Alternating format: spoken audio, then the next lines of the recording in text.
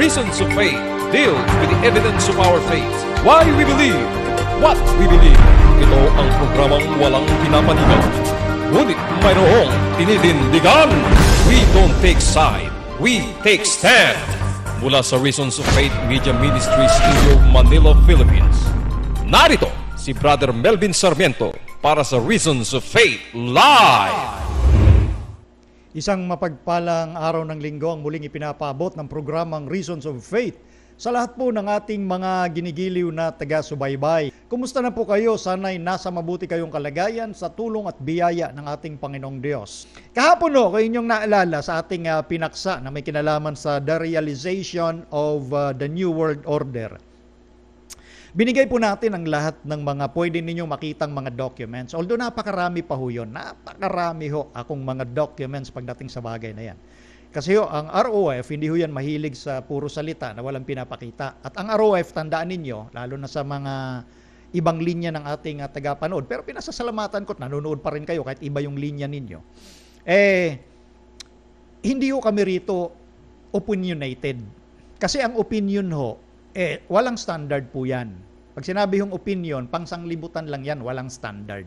Sasabihin nyo pa based on facts. Hindi ho ganun yon. Pag sinabing opinion, walang standard. Pag sinabing facts, may pinaglalaban kang ebidensya kung bakit ka naniniwala sa ganyan. So i-push mo yan kung talagang may ebidensya ka. Dito sa usapin ng programa, kami po ay tumatayo sa salita ng Diyos.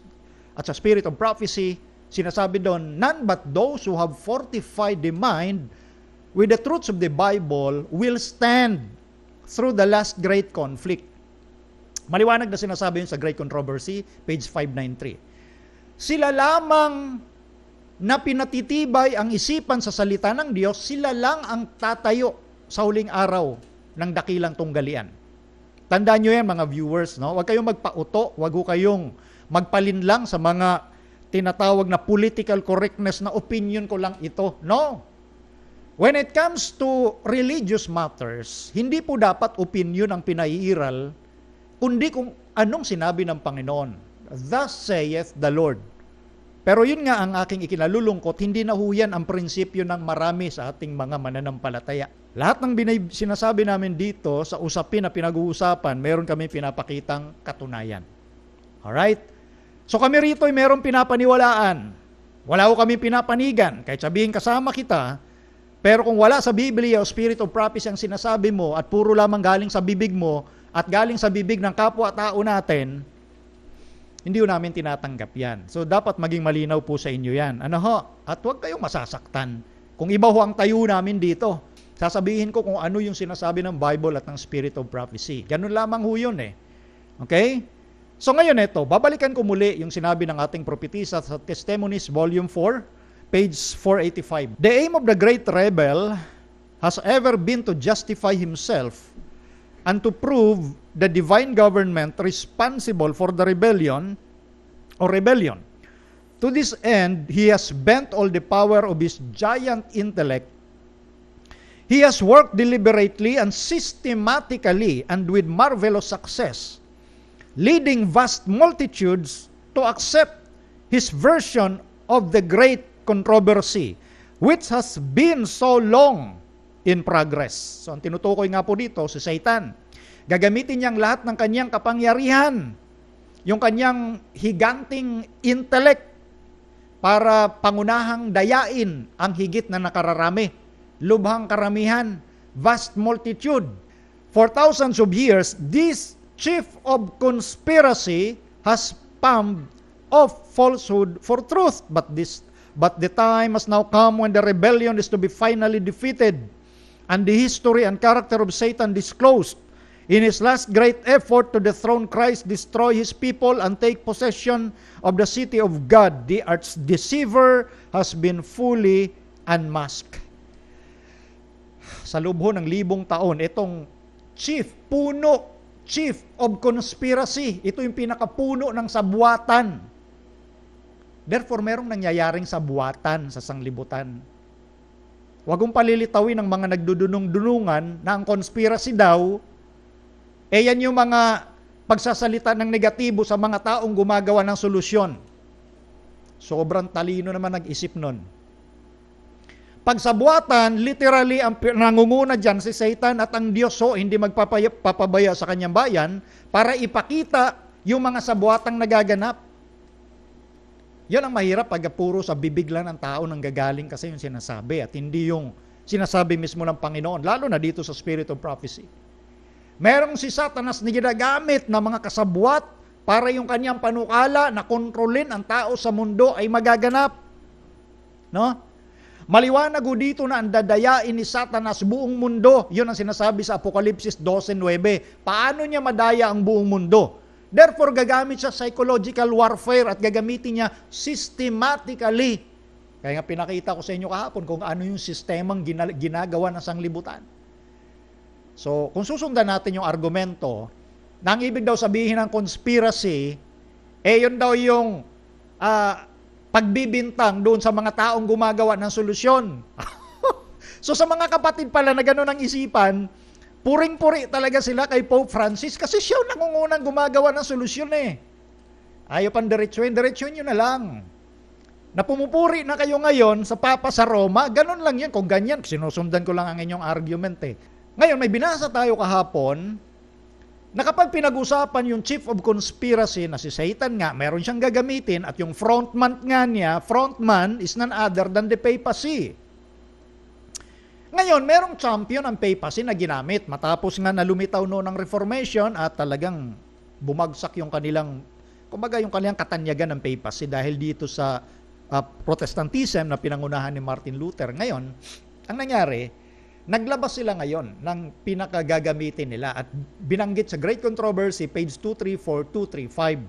When appearing as members of their order, they wore a garb of sanctity, visiting prisons and hospitals, ministering to the sick and the poor, professing to have renounced the world and bearing the sacred name of Jesus, who went about doing good. Ayan.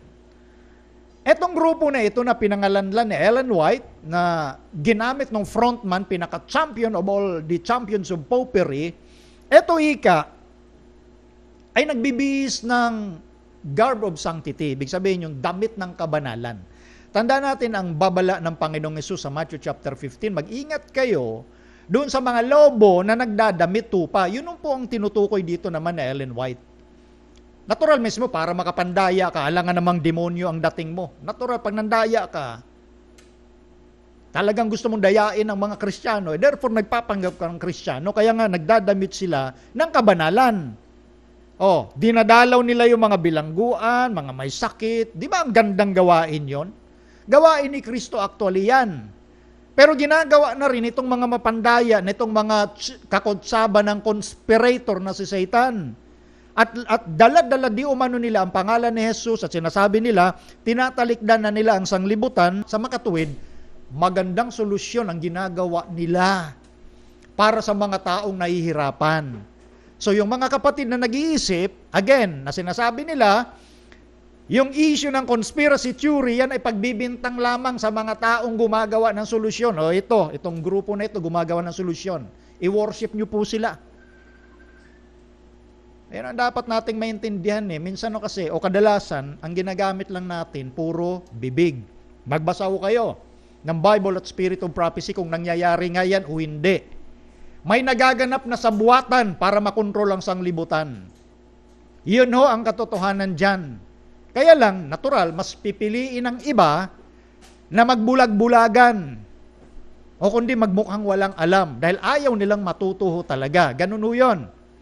Under various disguises, the Jesuits worked their way into offices of state, climbing up to be the counselors of kings and shaping the policy of nations. Yan sa page 235. Again, sinulat na Ellen White sa Great Controversy, page 235. So, ang gawain po nito, nagpapanggap sa iba't ibang kapamaraanan ng pagpapanggap hanggang doon sa tinatawag na offices of the state, sa mga counselor, sa mga hari, meaning sa mga leader ng sanglibutan, at binabago nila, hinuhubog nila ang pulisiya ng mga bansa. Anong tingin mo dyan? Hindi ba conspiracy yan? Hindi ba sa buhatan niya na gusto ng kaaway para makontrol ang buong sanglibutan, makontrol ang mga leaders? Paano magaganap ang Revelation na 13? Paano magaganap ang Revelation 17? Na siya'y pinakiapiran ng mga hari sa lupa kung wala munang mangyayaring sa buhatan. Kaya nga tandaan natin sa Revelation 13, yung second beast, isinalarawan bilang simbolo ni Kristo. At napakaganda naman talaga ang konstitusyon ng Amerika na kumakatawan sa second beast ng Revelation 13. Meron silang respeto sa kanilang kapwa-tao. Kaya merong separation of church and state.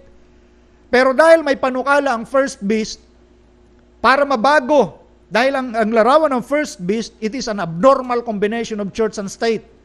Ang second beast, separation of church and state.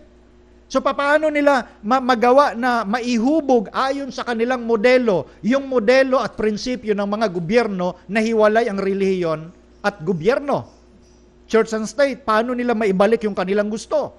Sa pamamagitan nga netong ginagamit na champions of popery. Kaya nga nabago, nakikita nyo ngayon, nagiging iba na ang itsura at patakaran netong second beast. Dahil ito po yung sa buwatang nangyayaring paghuhubog. Binibigay ko sa inyo yung kabuuang picture, larawan. Babasahin natin yung 2 Thessalonian, 2 Thessalonica, Kapitulo 2, talatang 9, pakilagay sa screen. Yan. Siya, na ang kanyang pagparito ay ayon sa paggawa ni Satanas na may buong kapangyarihan at mga tanda at mga, ano sabi? Kahangahangang kasinungalingan. Verse 10. At may buong daya, verse 10, next. At may buong daya ng kalikuan, sana nga papahamak sapagkat hindi nila tinanggap ang pag-ibig sa katotohanan upang sila'y mga ligtas. Napansin niyo po yon? Siya, yung tinutukoy dito sa 2 Thessalonian is none other than the man of sin, the son of perdition, the Antichrist, the little horn, the leopard-like beast. Yung frontman ni Satan, na ang gagawin niya nga kahangahangang kasinungalingan, ito'y gumagamit ng daya ng kalikuan. Doon sa mga pinili na hindi tanggapin ang katotohanan at inibig nila ang kasinungalingan, yun ang ikapapahamak po nila. Dahil umaasa lang po sila sa tao, umaasa lang sila sa salita, umaasa lang sila sa dikta ng sino mang tao sa sanglibutang ito. Kaya nga sabi sa Daniel 8:24 na binasa natin kahapon, siya'y lilipol na kamangha-mangha. He will destroy wonderfully. Yan ho ang ginagawa sa mga taong nanatiling pinili na magbulag-bulagan. Gusto kong balikan yung apila ng butihing Papa sa Roma. Okay? In Christmas message, Pope Francis urges coronavirus vaccines for all. Kaya nga sabi ko, butihin ito. Napakabuti ni Pope Francis. In his Christmas Day address, Pope Francis appealed to the nations of the world to share the new coronavirus vaccines with the most needy. Ayan. Babasahin ko yung naka-bold ha. The Vatican earlier this month said the use of coronavirus vaccines is morally acceptable. Yun ho yun. Morally. Ayon sa kanya. Moral yan. Even if some vaccines are manufactured using cell lines from aborted fetuses. Ngayon, stop na ho tayo doon. Binasa lang natin yung panukala ng napakabuti at butihing Papa sa Roma. Vaccines for all. So yan ngayon ang ginagawa ng lahat po ng mga world leaders kasi may concern sila sa kanilang mamamayan. I hope naiintindihan naman ng mga followers ko yung ibig kong sinasabi, bakit ko sinasabi yung mga bagay na to. No? May malasakit to sila sa mga mamamayan. Di ba? Dahil sa sobrang nilang malasakit, yung mga negative ho doon, binabawalan nilang marinig yung panig nila, dapat yung marinig lang kung ano yung gusto nila. Kaya nga nangyayari, nakikita mo, hindi patas yung platform. At ngayon ito, may babasahin ako rito na gusto kong kunin ng inyong pansin. America, the Jesuit Review, December 29, last year po, 2020. Pansinin niyo po, New Vatican document, refusing to get vaccinated can seriously jeopardize public health. Yan ho, mag-alala na ho yung mga negative sa vaccine. Yung ayaw magpabaksin. Yung ayaw daw magpabaksin ay magdadala ng panganib sa lipunan. Kaya kayo, tigas ng ulo ng ayaw magpabaksin eh. Ha? Kayo ang magdadala ng panganib. Naalala ko sinabi na Ellen White, pagdating na po ng pinaka-time of trouble, lahat ng mga salot o mga malulubang sakuna na magaganap sa mundo, ibibintang po doon sa mga Sabbath keeper, ibibintang ho sa kanila. So ngayon, meron ng tinatawag na preview. May pauna na kumbaga modelo kung anong mangyayari sa inaharap. At nung binasa ko itong document na ito, sa huling bahagi, kung mapapansin ninyo, yung mga ayaw daw, nag-o-object sa vaccine, non-binding, ayon sa Papa sa Roma. Bakit? Morally acceptable kasi ang pagpapavaksin. Kaya yung ayaw magpabaksin, katitigas ng ulo ninyo, kayo ay magiging panganib sa mga kapitbahay ninyo. Ayan, yan ang pinaparating nino ng Vatican at nitong Jesuit Review America. Dagdagan ko pa ang basa mula sa Jesuit Review, ha? Do not give religious exemptions for COVID vaccines. New York Archdiocese tells its priests. Ito yung patakaran ngayon ng, siyempre, panawagan ng butihing Papa sa Roma eh. Kaya sinusunod ito ng kanyang mga archdiocese, ng kanyang mga kaparian sa buong mundo. At ang sabi nga po rito, huwag daw magbigay ng religious exemption. Ibig sabihin, kung isang kabilang sa ibang sekta ng pananampalataya ayaw ng vaccine, huwag niyong payagan yan. So, meaning, minamandato po nila. Kasi nga, morally acceptable yan. Sabi nga ng Papa sa Roma eh. Okay? So, ganun ho sila. Kumbaga, mandato yan. Isa pa ha, tuloy natin. Next. Ito ang binabasa ko ha, Jesuit Review America. We need to mandate the vaccine. Sister Mara Haddad, head of Catholic Health Association, is ready for bold action. Yan. Kailangan daw natin ng alin? Vaccine, i-mandate yan, imandato yan. Siya yung puno ng Catholic Health Association. Ipilit yan. Kumbaga, ibubulgar natin salita. Kailangan ipuwersa natin ng vaccine kasi nga morally acceptable yan eh. Sabi ng Papa sa Roma yan eh, di ba? Ngayon, tuloy pa, isa pa po sa second paragraph. I believe, sabi ni Sister Mary Haddad, I believe that there is a moral responsibility for all in healthcare professions to be vaccinated. Period. Sabi niya, I feel very strongly about that because you are potentially putting others at risk because of your inability to protect yourself and to do what you can in order to mitigate this increasing surge. Yan.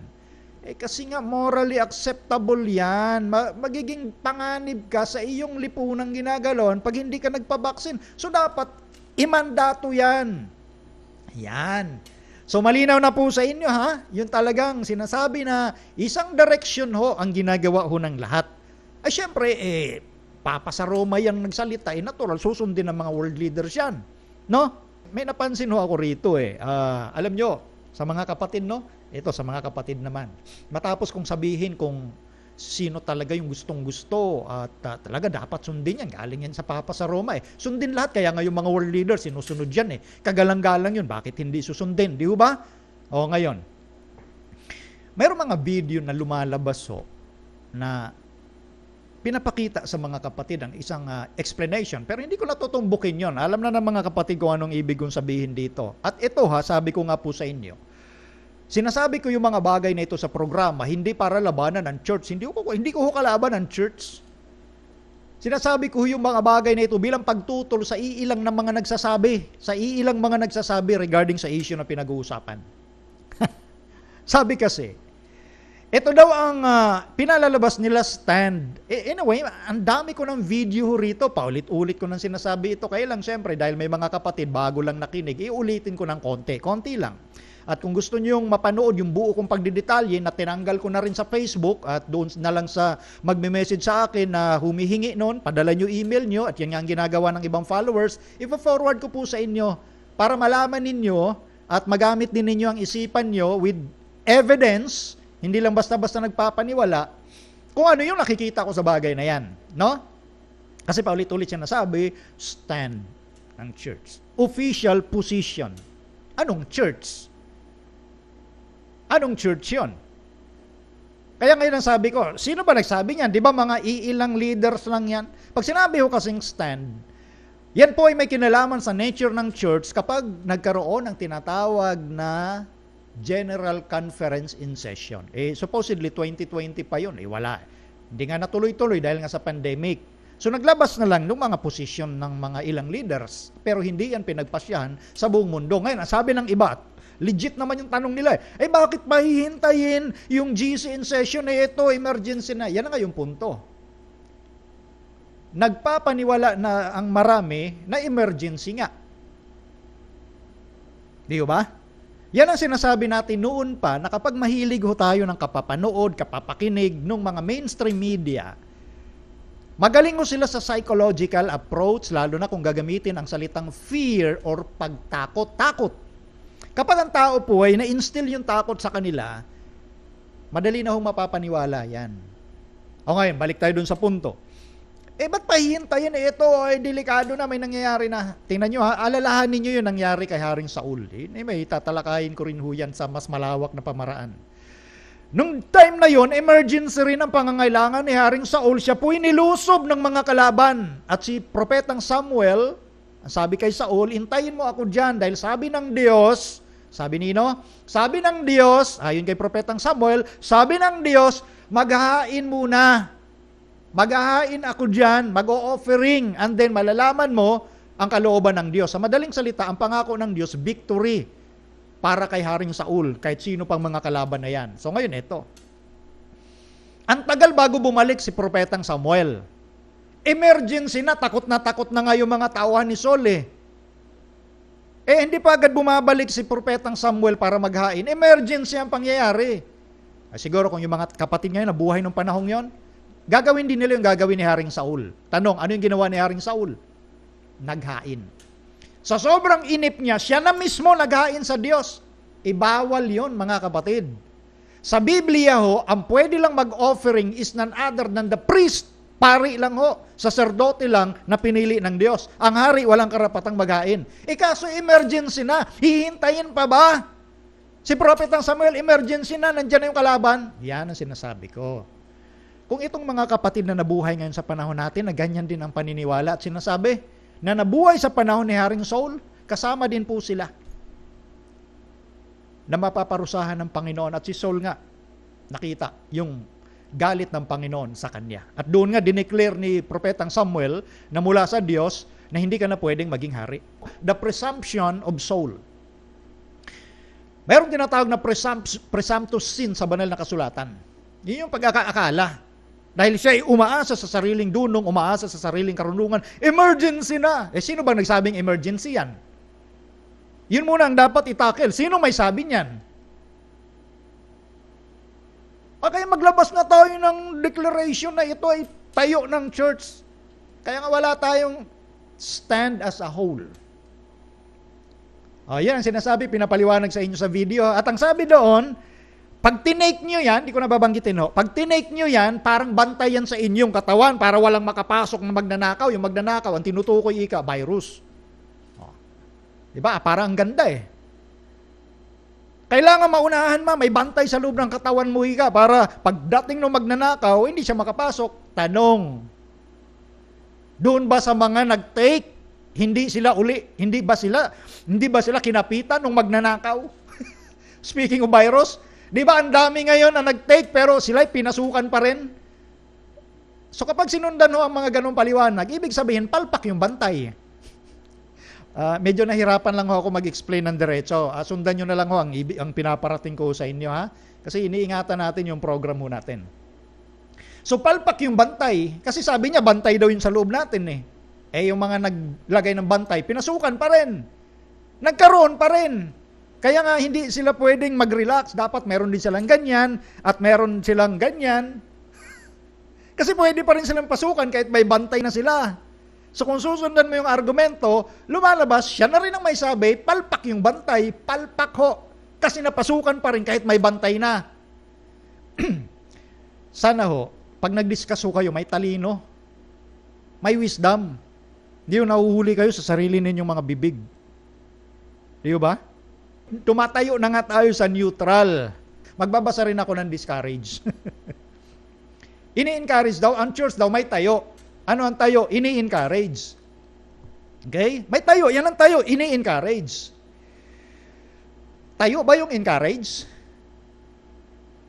Ang alam ko, pag sinabing anyway, etong usapin, hindi ito doktrina. Dahil pag sinabing doktrina, yan yung tayo, yan yung stand. For example, our 28 fundamental beliefs, stand po yan. Official yan, na stand ng Seventh-day Adventist. Ngayon, kung ang issue na pinag-uusapan natin ngayon, yan ang stand, gawin nyo 29 fundamental beliefs yan. Pag stand do kasi, kasama sa fundamental beliefs. Sasabing stand. Hindi daw neutral. Paano nangyari yun? Paano naging stand? Ang isang bagay na, ang sabi ay choice. At pag stand, ang alam ko, doktrina ho yan. Ngayon, eto sabi, ini-encourage naman ho.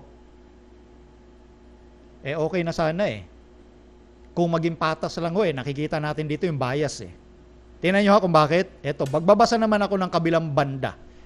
Against doon sa word na encourage. Ito naman, pakilagay sa screen. Ang sabi naman na Ellen White. Ito mas paniniwalaan ko to galing sa Diyos ang sinabi niya In our sanitariums, we advocate the use of simple remedies. We discourage the use of drugs. For they poison the current of the blood. Stop na muna ako doon. Anong sabi dito ni Ginang White? Galing sa Diyos We discourage. Pag sinabing discourage, magkaiba yung kahulugan sa encourage. Di ba? Galing mismo sa propeta ng Panginoon. Kayo mga kapatid, pag-isipan nyo, eto sabi ko nga po sa inyo, tayo rito naglalahad lang. Tayo po'y nagbibigay ng palaisipan base po sa nakikita natin at nababasa. Mula sa Bible at sa Spirit of Prophecy. Okay? Mula sa Bible at sa Spirit of Prophecy. Kaya nga hindi natin stand yung issue na ito at yan po ay hindi pinipilit ang sino man na gawin o hindi ang bagay na pinupush ngayon ng sanglibutan dahil syempre galing kay Pope yan morally acceptable, dapat gawin natin lahat yan. Yun ang sabi ng Papa sa Roma. Di ba? Ngayon, bakit natin dinidiscourage naman yung iba na magparating sila ng pahayag kung bakit ayaw nila? Di ba? Ang alam ko, mayroon pa tayong kalayaan. Yun ang alam ko Pero bakit dinidiscourage at ini-encourage yung kabila? Hindi ba masyadong halata naman yon? Ito yung timbangan ganito Hindi ba halata masyado yon? Kasi may mga isipan at pagpapasya din yung ibang tao. Pati natin bigyan ng patas na platform. Ngayon, may babasahin ako ritong comment Pumasok ka rito sa comment Sabi niya kay Eddie Bordhelonga kasi nandito sa ating ROF page 2 nagpabakuna sa Ellen White kahit gaano pa paikot-ikutin.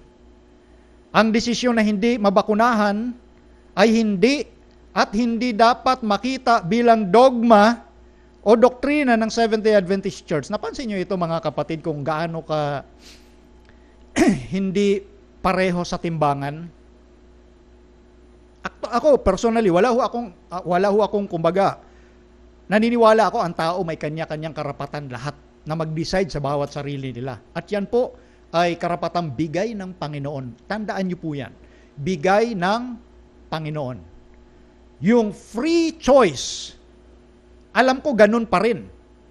Sana sa church. Dito, sa mga nakalagay sa article, totoo na sinabi ito. Yung decision daw na ayaw ay hindi dogma. Totoo naman. Tanong ko naman, ang decision ba na dapat dogma? Ang decision ba na dapat dogma? Sige, basahan niyo ako ng doktrina natin na dogma yan.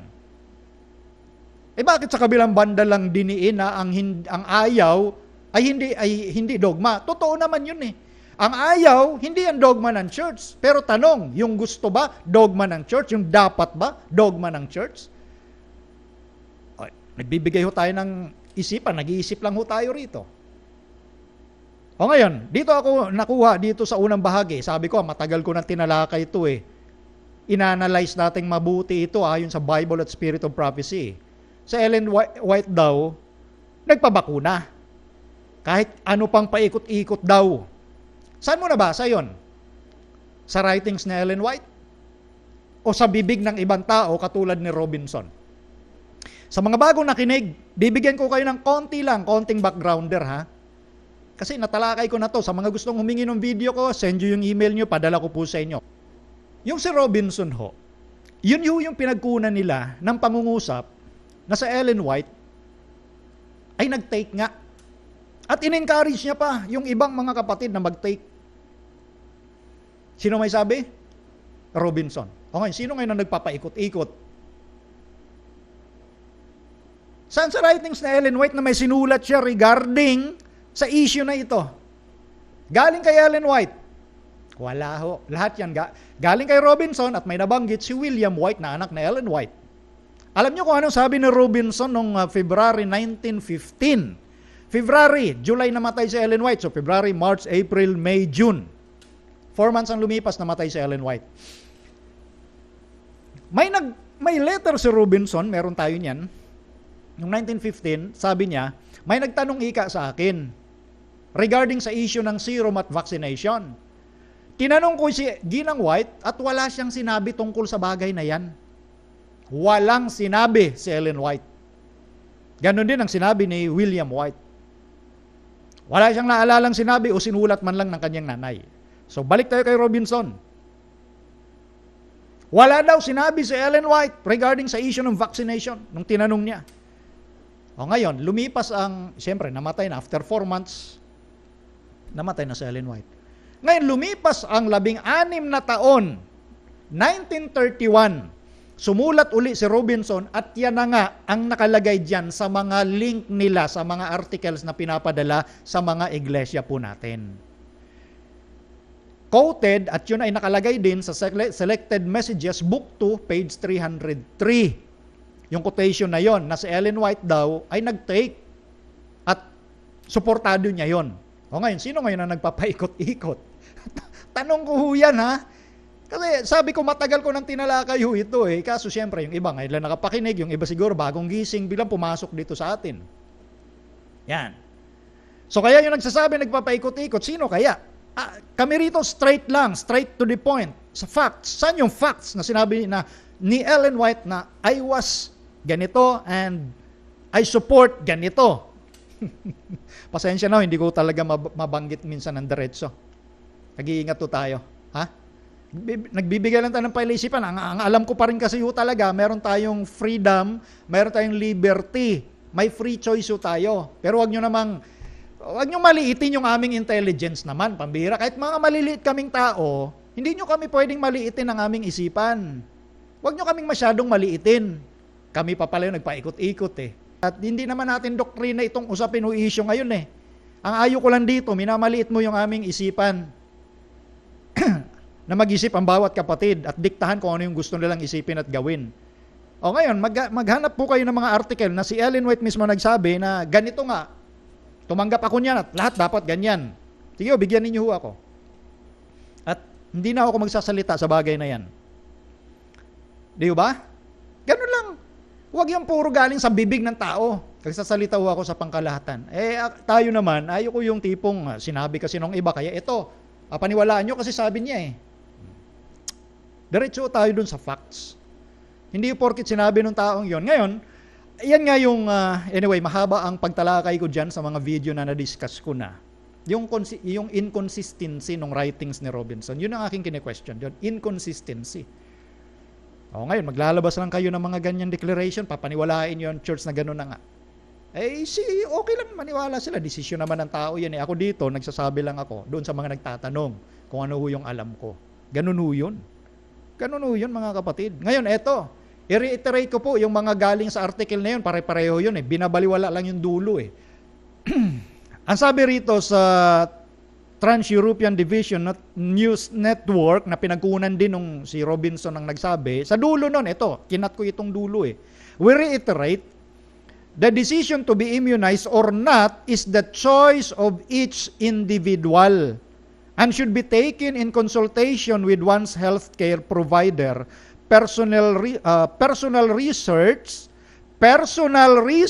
on the subject is important. We ultimately rely on following biblical health practices and the spirit of prophecy and following God's leading into our lives, which will bring us peace and assurance in our decision making. Agree ho ako sa sinabi dito sa dulo na ito.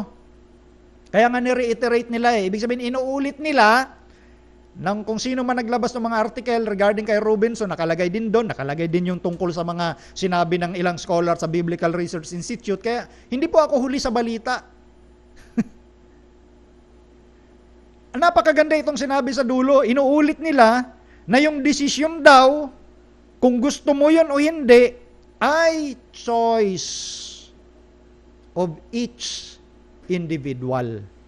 Ngayon, ba't sinasabi ng mga video na kumakalat ngayon na stand? Pero sana, wag nyo naman bawalan yung iba na sabihin bakit ayaw nila. Parang nagiging pareho na yung espiritu natin. Ito, naano ko lang, nasisense ko lang, ha? Parang gusto nating lumapit sa espiritu nung binasa ko kanina na mga Jesuit American Review. Parang gusto nating gawin ganun Yung tipong imandato na lang natin.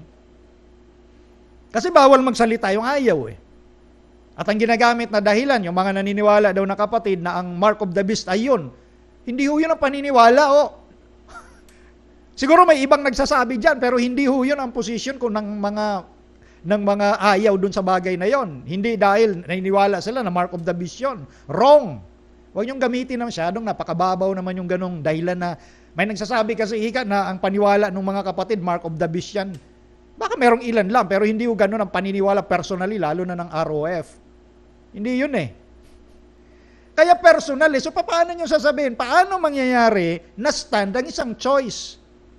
Pag stando, pag doktrina, pag tayo, hindi ka pwedeng tumutol dyan kasi pinirmahan mo yan nung binaptize ka Di ba? So kaya nga ito, mananatili po ito na choice ng bawat individual. At sana gawin natin patas ang playing field. Kung merong ayaw at sinabi nila yung dahilan nila, di hayaan mo na. At kung halimbawa gusto mo mag-promote na dapat ganito, ay may magsahayaan mo rin yung magsabi na ayaw ko niyan kasi ganito. Yun ang tamang espiritong alam ko. Ewan ko, baka ako lang nakakaalam na yun ang tamang espiritu. Pero ako naniniwala pa rin sa aking munting isipan na naniniwala pa rin ng maraming kapatid na dapat, patas lang dapat talaga. At dapat hindi pinag-aawayan ito. Kasi yung mga kapatid ganito, mahalo natin lahat ng mga kapatid, whether ano sila or hindi. Wala ho doon ang usapin Ang issue natin dito, huwag tayong gumaya sa espiritu ng sanglibutan na ipipilit din natin at palilitawin na maging ating propetisa, gagamitin natin para ma-mislead. I'm sorry doon sa salitang mislead, no? Maaaring yung iba hindi sinasadya. Pero wag sanang ganon. Wag ganon. Pakiusap natin ho yun. Saka wag nyo nang kantsawan yung ayaw. Wala nang rito, wala ho ritong, kumbaga, ganong espiritu. Mali yun So, kaya dinidiin dito sa reiteration, personal research. Ngayon, si Brother Melvin, dahil sa ang alam kong mayroon pa akong freedom to choose, nag-research din ako sa bagay na yan. At yan ang aking personal na desisyon. And then, connected doon sa mga sinasabi sa Bible at Spirit of Prophecy in these last days. Kaya nag-come up tayo doon sa bagay na yon. Ganun ho yan mga kapatid. So, karagdagang paglilinaw yan. Eto pa mag-ingat ho kayo sa mga parang tipong mga hari ho kayo na magdidikta sa inyong mga miyembro Eto sabi ni Ginong White, ulitin ko In his labor, each worker is to look to God. We are to learn how to meet the people where they are. Let not such conditions exist as we found in some places when we return to America, in which individual church members, instead of realizing their responsibility, looked to men for guidance and men to whom had been committed sacred and holy trusts in the carrying forward of, the work. Failed of understanding the value of personal responsibility. and took upon themselves the work of ordering and dictating what their brethren should do or not do. These are things that God will not allow in His work. He will put His burdens upon His burden bearers. Every individual soul has a responsibility before God and is not to be arbitrarily instructed by men as to what he shall do. Stop na tayo doon.